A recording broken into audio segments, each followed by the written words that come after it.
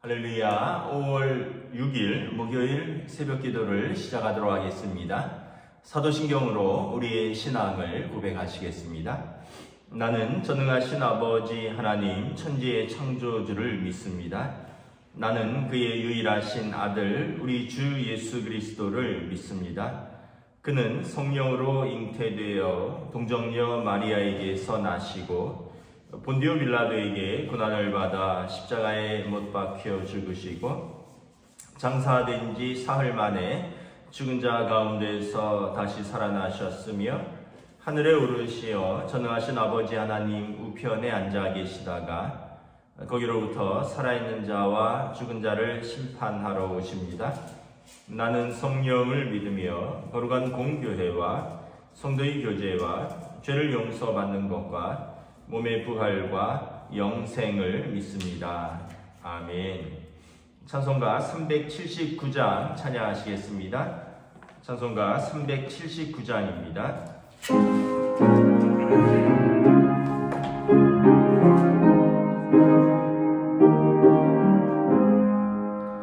내 갈 길 멀고 밤은 깊은데 이 대신 주 저 번영 집을 향해 가는 길 비추소서. 내 가는 길 달지 못하나 한 걸음씩 늘 인도하소서. 이전에 방탕하게 지낼 때 교만하여 맘대로 고집하며 잊으니 사소서. 내 지은 죄 다 기억하시고 주 뜻대로 늘 주장하소서. 이전에 나를 인도하신 주 장래로 내 앞에 홍산 출령 만날 때 도우소서.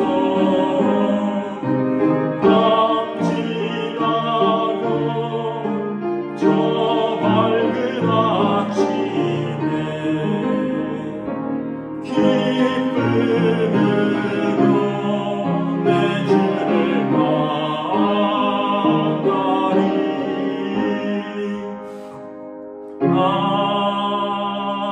아멘. 오늘 우리 주신 하나님 말씀은 구약성경 출애굽기 13장 11절에서 22절까지 말씀입니다. 출애굽기 13장 11절에서 22절까지 말씀입니다. 다 찾으신 줄 알고 저와 여러분들이 한 절씩 교도하도록 하겠습니다. 출애굽기 13장 11절에서 22절입니다.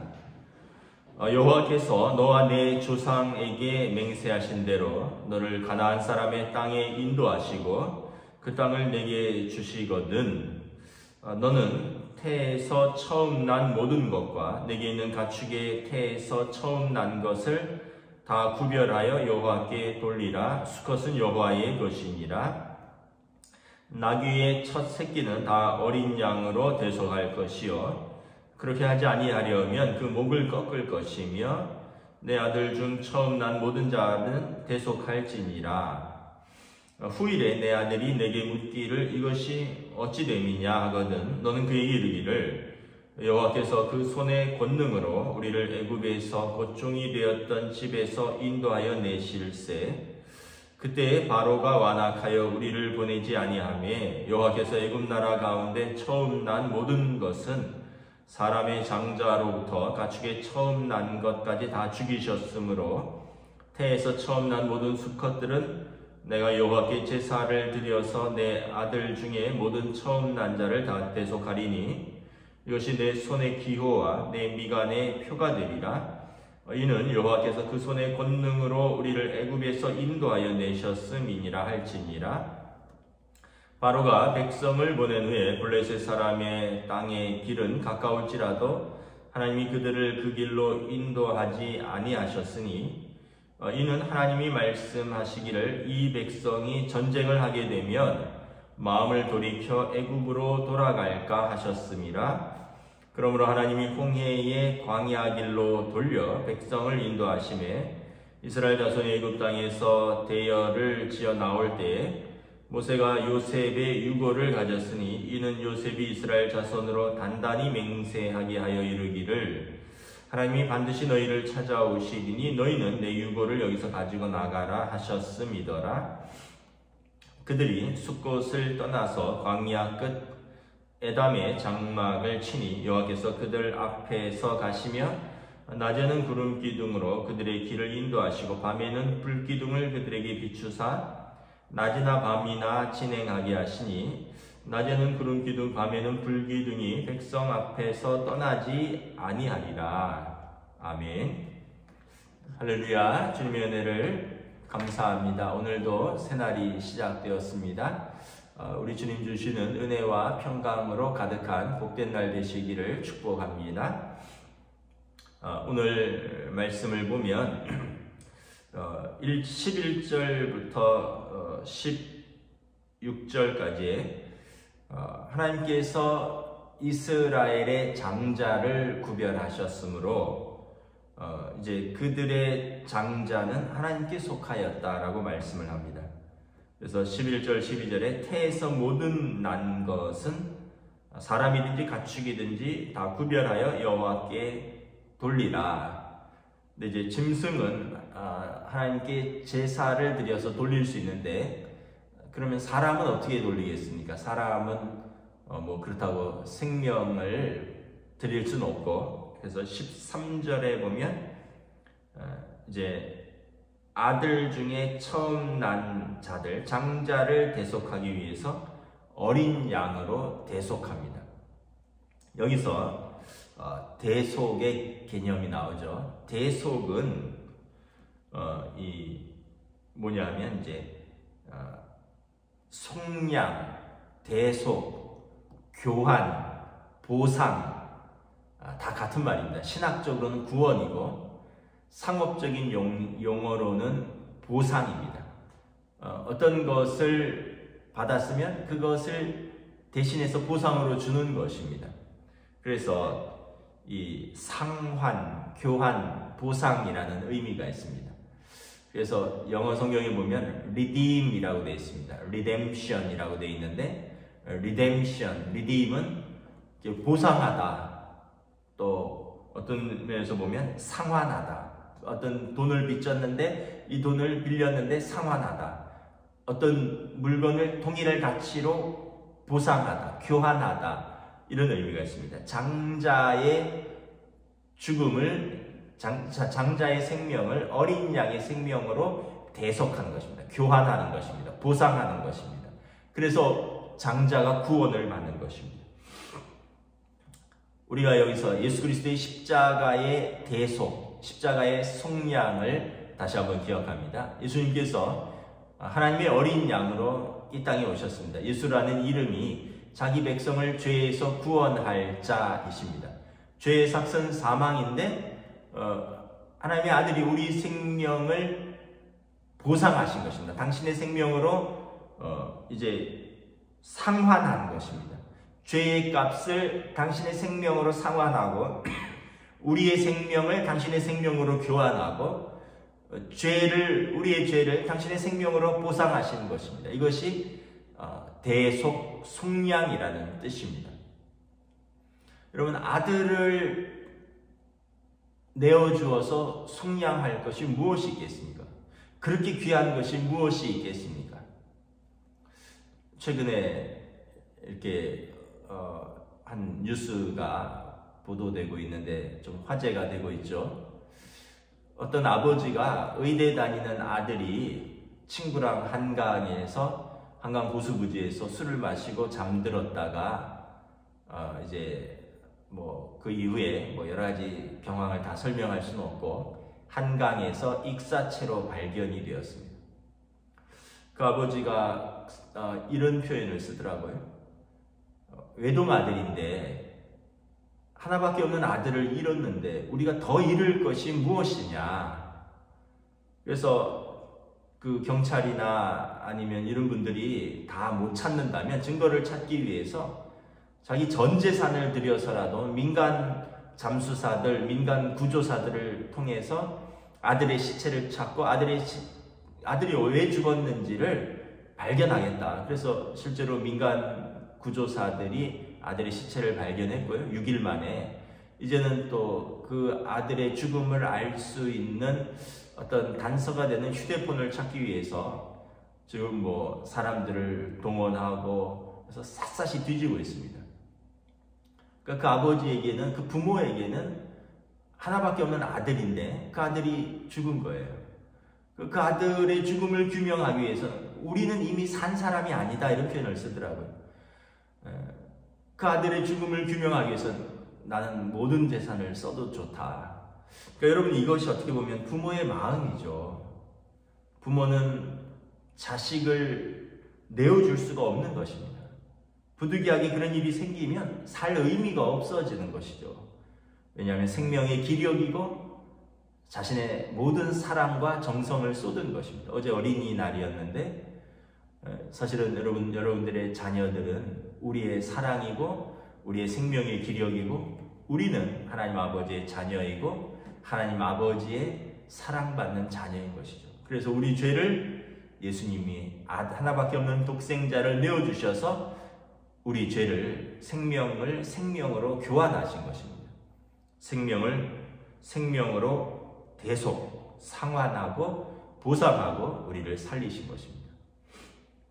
그래서 6월절이 되면 어린 양을 잡을 때마다 이제 자녀들이 물을 것이죠. 14절에 후일에 내 아들이 내게 묻기를 이것이 어찌 됨이냐 하거든 그들에게 말하라는 거죠. 너의 생명값이다.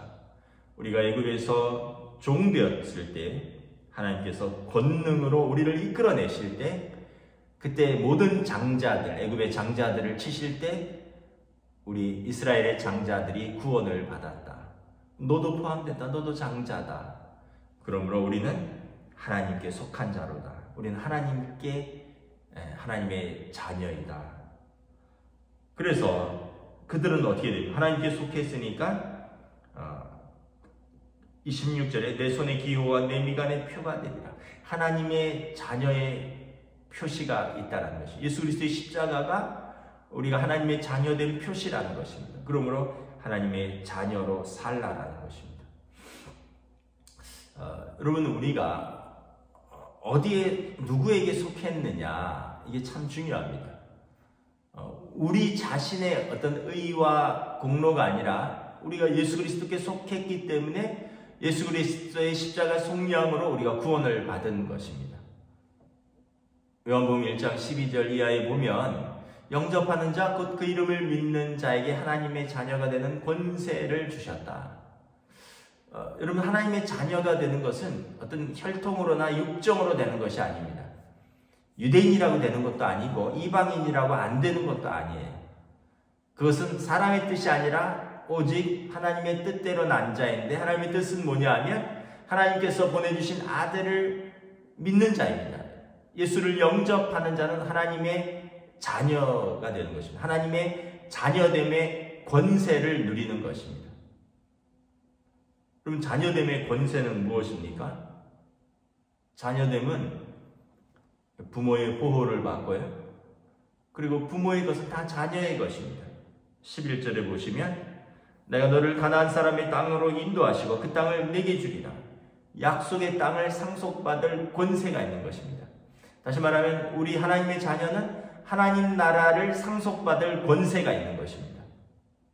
우리가 하나님께 속하였기 때문에 하나님 나라가 우리에게 상속된다라는 것입니다. 여러분, 우리가 참 자부심을 가져야 됩니다. 내가 하나님께 속하였다. 인간의 욕구 중에 소속의 욕구라는 것이 있습니다. 소속의 욕구. 그래서 내가 어디에 속해 있느냐에 대해서 우리가 좀 보호를 받을 수도 있고 그곳에서의 소속감을 가지면서 안정감을 누리고 또 더 나아가 자부심도 가질 수 있는 거죠.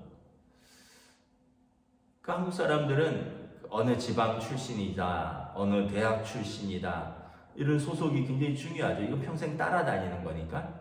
미국 갔는데도 그게 존재하더라고요. 미국 갔는데도 여러분 해병대 전우회가 있고요. 미국에도 해병대 전우회가 있더라고요. 미국 갔는데도 호남 향후회가 있고요. 미국 갔는데도 서울대 동문 모임이 있고, 여러분 뭐 미국 갔는데도 다 있어요. 한국에 있는 게 다 있어요. 그만큼 사람들이 소속감을 가지고 싶어하는 거예요. 우리는 어떤 소속감을 가질까요? 우리는 여러분 하나님의 자녀, 천국 백성이라는 소속감을 가지는 거예요. 얼마나 자랑스럽습니까? 나는 하나님의 자녀다. 나는 천국 백성이다. 하늘 시민권을 가진 자다. 하나님 나라가 자녀인 나의 것이다. 여러분 얼마나 기쁩니까? 그 소속되어 있는 게 참 중요해요. 여러분 우리가 소속되어 있다는 것을 깨달으면, 왜냐하면 한 공동체가 형성이 되거든요.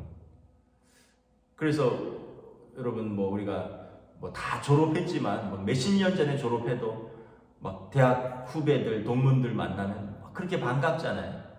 뭐 그날 처음 봐도 뭐 처음 봤는데 같은 군대, 같은 공군이다, 같은 육군이다, 뭐 같은 ROTC다, 뭐 같은 헌병이다, 뭐 이러면 또 되게 반가워요. 별거 아닌데, 왜냐하면 같은 소속, 같이 고생했고 같은 경험을 공유하고 있거든요.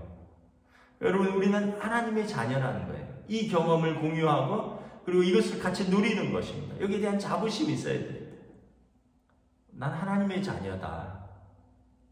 내게 부족함이 없으리로다. 여호와는 나의 목자시니 내게 부족함이 없으리로다. 17절에 보시면 하나님이 하나님의 자녀를 세밀하게 인도하십니다. 우리 17절 다시 한번 읽겠습니다. 바로가 백성을 보낸 후에 블레셋 사람의 땅의 길은 가까울지라도 하나님이 그들을 그 길로 인도하지 아니하셨으니 이는 하나님이 말씀하시기를 이 백성이 전쟁을 하게 되면 마음을 돌이켜 애굽으로 돌아갈까 하셨습니다. 여러분 어제 본문에서 이스라엘을 하나님의 군대라고 했습니다. 하나님의 군대. 그런데 하나님의 군대가 전쟁을 두려워한다라는 거예요. 그래서 17절에 블레셋 사람의 가까이는 가지 말라라는 것입니다. 그 땅이 약속의 땅으로 가는 지름길인데도 그 땅으로 가까이 가지 말라. 왜냐하면 블레셋 사람이 이스라엘이 가까이 오니까 그러면 전쟁을 하려고 하겠죠. 그런데 자기 백성이 아직 전쟁이 준비가 되어 있지 않다는 것입니다. 하나님의 군대이지만 아직 연약하다는 거예요. 전쟁이 준비가 되어 있지 않기 때문에 이 백성이 전쟁을 하게 되면 마음이 약해져서 다시 애굽으로 돌아가자 할까 한다는 것입니다. 하나님께서 자기 백성을 누구보다도 잘 아시는 거예요. 그리고 이것을 이제 방향을 이렇게 세밀하게 인도하시는 거죠. 여러분 부모가 자녀를 잘 알죠. 장점도 알고 단점도 알고 뭘 좋아하는지 뭐에 약한지. 여러분 하나님이 우리를 이렇게 잘 아시는 거예요. 그래서 하나님의 군대라고 부르셨지만 그들이 아직 연약하다. 그들이 아직 시험을 통과할 만큼 강하지 못하다. 전쟁을 이길 만큼 마음이 강하고 그들이 아직 훈련되어 있지 못하다. 하나님의 군대이지만 하나님께서 그들을 이렇게 우회의 길로 돌려서 그들을 피할 길을 보여주십니다.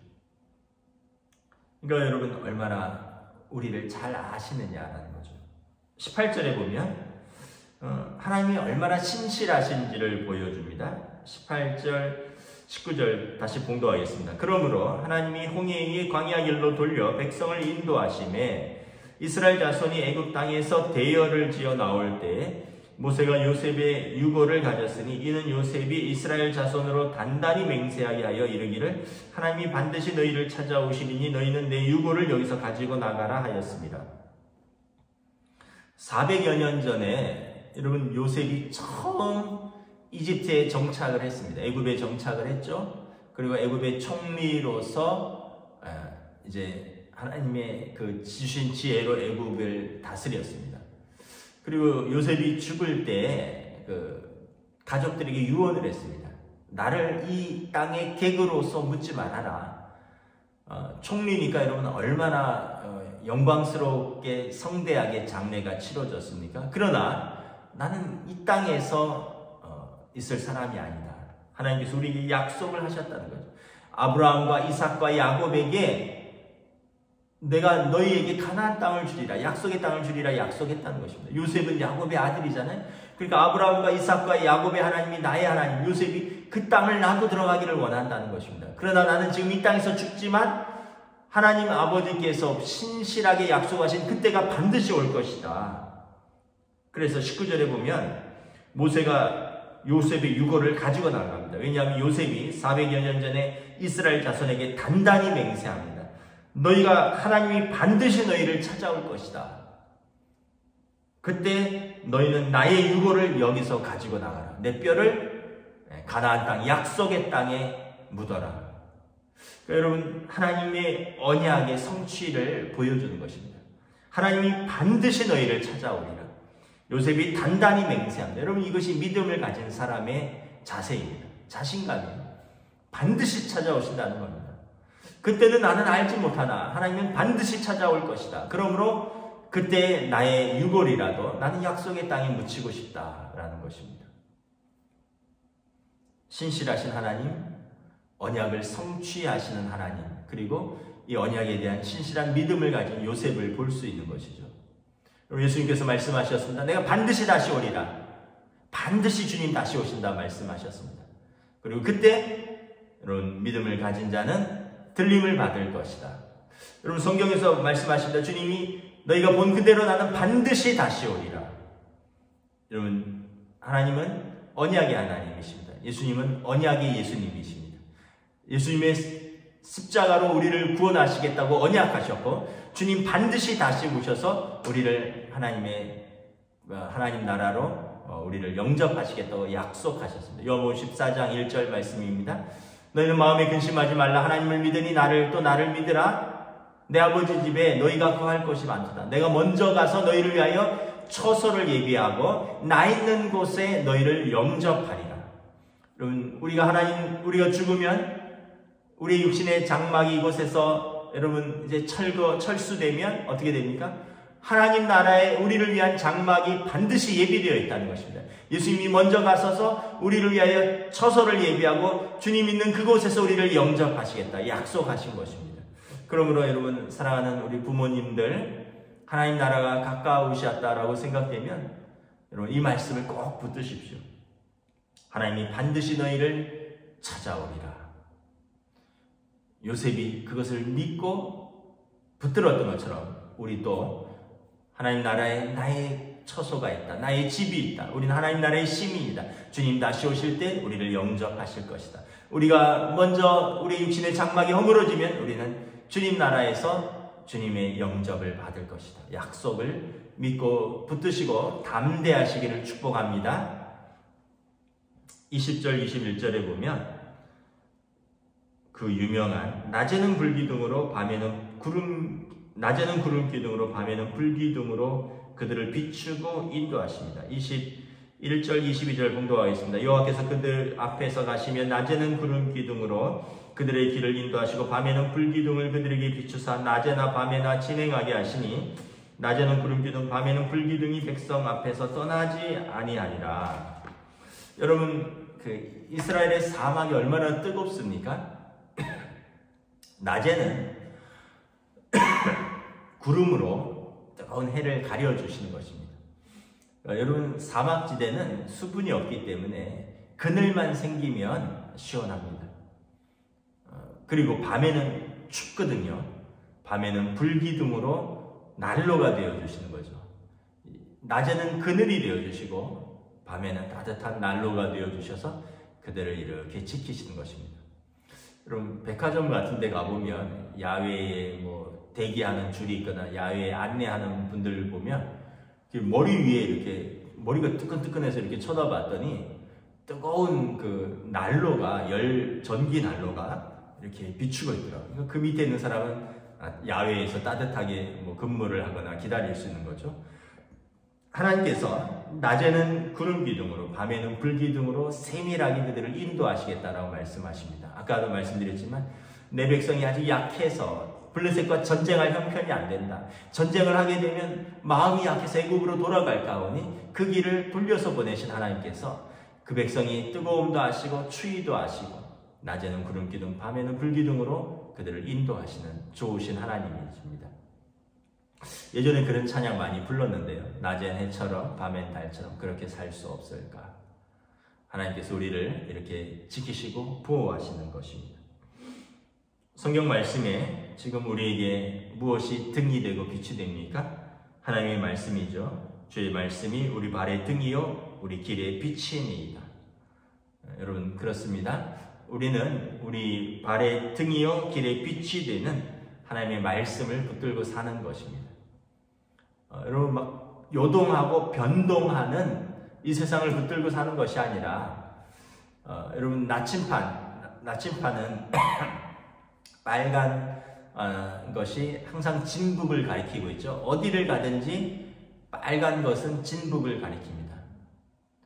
그러니까 여러분, 성경은 우리의 나침판입니다. 우리 인생의 나침판입니다. 어디에 가든지 어느 시대에 살든지 하나님을 향하여 인도하는, 하나님이 자기 백성을 인도하시는 그 나침판이 우리 하나님의 말씀인 것입니다.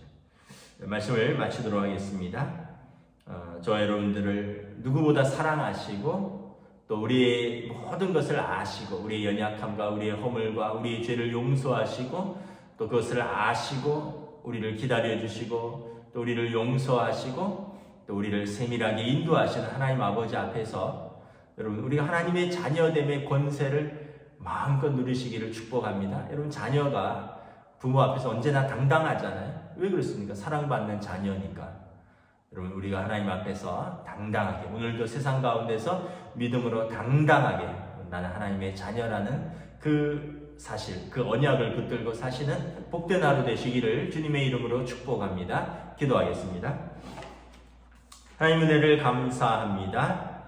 하나님께서 이스라엘을 인도하시면서 이제 이스라엘은 그 장자들을 대속하기 위해서, 하나님께 속한 그 장자의 생명을 대속하기 위해서 어린 양을 바치라라고 말씀을 합니다. 예수님께서 우리의 죄를 대속하기 위한 하나님의 어린 양으로 오셔서 십자가에서 우리 죄를 속량하셨습니다. 생명으로 생명을 교환하셨습니다. 생명으로 생명을, 죄의 대가를 치르셨습니다.